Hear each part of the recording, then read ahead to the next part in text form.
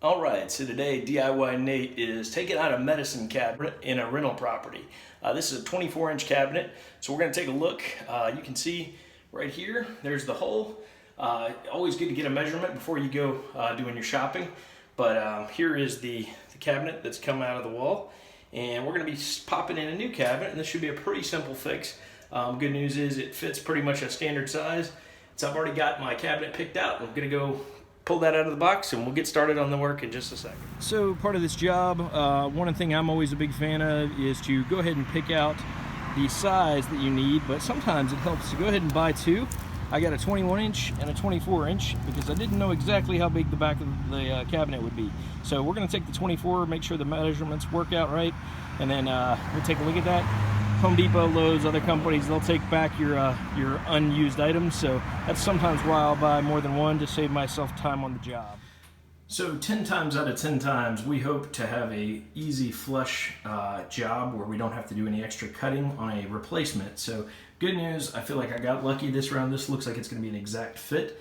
What I'm going to do real quick, I'm going to mark where my studs are just to give me a little idea. So when I come in here and try to put some screws in, that I prefer always to mount to the studs if possible.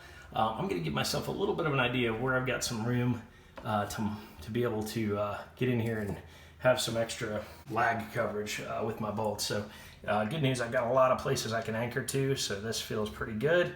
And obviously throughout this whole wall, I've got a stud on the side. So a lot of places I can drill into. And again, we'll fit this cabinet right in here. You'll see in just a second how I do that. So now we're popping in a couple, I'm actually using some deck screws because the vanity didn't actually come with screws. So sometimes you got to be prepared, have something that can work and get you by. So here we're going to just sneak this guy back here. And I'm using a little bit of the side here to make sure that I've got my driver and I'm ready to roll. I'm going to punch this through the wall. And we're now sunk in there pretty good. I've only got one side secured at this point. I'm going to try and find another stud that I'm going to pop through, and I should be good to go. At this point, we're pretty well secured in there. Cabinet's looking good. You can see probably in a 5-minute job or so. At the end of the day, things look pretty good here. You can kind of see how it looks a little like something to get through there. So I'll probably run a layer of caulk, beat a caulk around the edge, but should be good all in all. All right, so we've completed our project.